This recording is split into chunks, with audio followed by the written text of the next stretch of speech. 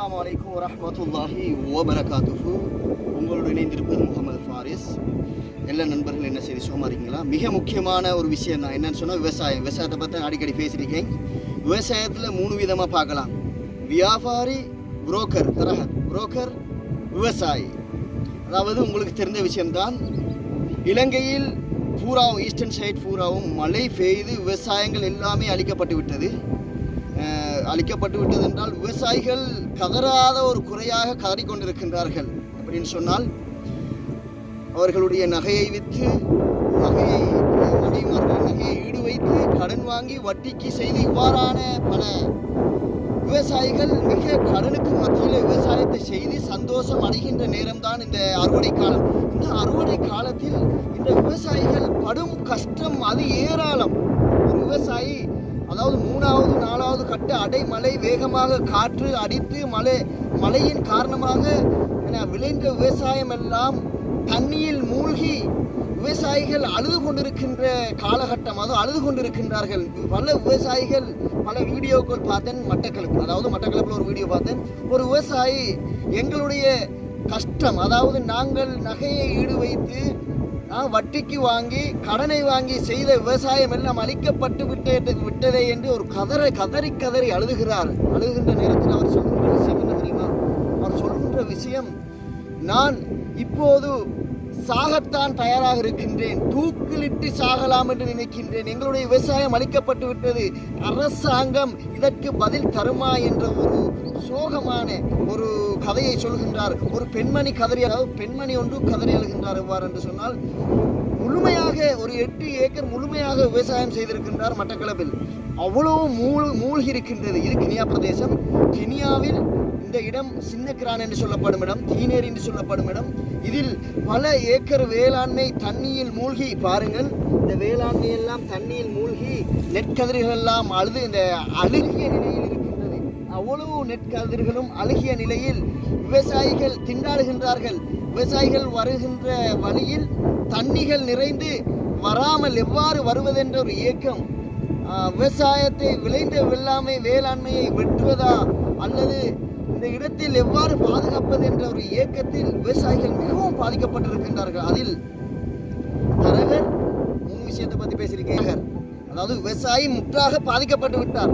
தரகர் இருக்கின்ற நெல்லை வெட்டுகின்ற நேரத்தில் ஒரு விலையை சொல்லி வெட்டி முடிந்தவுடன் பாதிக்கப்பட்ட நிலையில் இருக்கின்ற விவசாயிகள் இன்னும் பாதிக்கப்படுகின்றார்கள். எவ்வாறு என்றால் பாருங்கள், பாதிக்கப்படுகின்ற நிலையில் தரகர் அதாவது புரோக்கர் ஒரு விவசாயம் ஒரு மூளைக்கு இவ்வளவு என்று சொல்லி வெட்ட வைத்து விட்டு வெட்டியதற்கு பிறகு ஒரு விலையை மாற்றமடைகின்றது. ஒரு விலை, அதாவது 7500 ரூபாய் என்று சொன்னால் வெட்டி முடிந்தவுடன் 7000 ரூபாய் என்று சொல்லும்போது அந்த விவசாயிகள் மனம் இன்னும் பாதிக்கப்படுகின்றது. என்னடாப்பா, அழிந்த நெற்கதிர்கள் அதாவது அழிந்து விட்டது, அழிந்ததில் கொஞ்சம் இருக்கின்ற விவசாயத்தை வெட்டி எடுக்கின்ற நேரத்தில் இந்த விவசாயிகள் படுகின்ற கஷ்டம் ஏராளம்.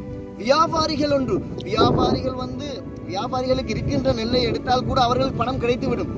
புரோக்கருக்கு இருக்கின்ற நெல்லை அவர்கள் விற்று கொடுத்தால் கூட பணம் கிடைத்துவிடும், அவர்களுடைய பணம் கிடைத்துவிடும். ஆனால் இந்த விவசாயிகள் இந்த நாட்டு கண்கள், இந்த நாட்டில் மதிக்கப்படக்கூடியவர்கள், இந்த நாட்டில் கண்ணியமாக ஆக்கப்படக்கூடியவர்கள், இந்த கண்ணியமாக இருக்கக்கூடிய விவசாயிகள் மிகவும் பாதிக்கப்பட்டிருக்கின்றார்கள். பல மட்டக்களப்பு, பல புலனறுவை, திருவோணமலை, கினியாவில் பல ஏக்கர் விவசாயங்கள் அழிக்கப்பட்டு விட்டது. மட்டக்களப்பில் பல ஏக்கர் விவசாயம் அழிக்கப்பட்டு விட்டது.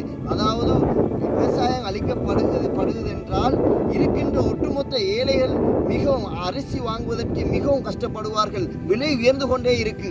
அந்த விலையை விவசாயிகள் கொடுக்கின்ற ஒரு விலை, ஆனால் அது மோல்களிலே அரிசிகளாக ஆக்கப்படுகின்ற நேரத்தில் அந்த அரிசிகளின் விலைகள் பல மாற்றங்கள் பல வகையாக உருவாகின்றது. அப்படி உருவாகின்ற நேரத்தில் விவசாயிகள் படுகின்ற கஷ்டம் நஷ்டம் இதெல்லாம் அது வாயால் சொல்ல முடியாது. மிகவும் ஒரு கடினமான ஒரு கஷ்டமாக இந்த விவசாயிகள் இருந்து கொண்டிருக்கின்றார்கள். பாருங்கள், விவசாயம் அளிக்கப்பட்ட நிலையில் கூட விவசாயிகளுக்கு துன்பமான ஒரு நிலை தான் ஏற்படுகின்றது. பாருங்கள், இந்த விவசாயம் எல்லாம் விளைந்து நெற்கதிர்கள் எல்லாம் மஞ்சளாக காட்சியளிக்கின்றது. அப்படி இருந்து கூட இந்த வெள்ளத்துக்கு வேளாண்மை எல்லாம் நிலத்தில் அழுகிக் கொண்டிருக்கின்ற நேரத்தில் எவ்வாறு வெட்டுவது, வருவதற்கு வழி கூட இல்லாத ஒரு நிலை. அவ்வளோ மழை, கடும் மழை காரணமாக இந்த விவசாயம் எல்லாம் அளிக்கப்படுகின்றது. இதற்கு அரசாங்கம் பதில் அளிக்குமா? அதாவது அரசாங்கம் இதற்கு நஷ்டேடு கொடுக்குமா?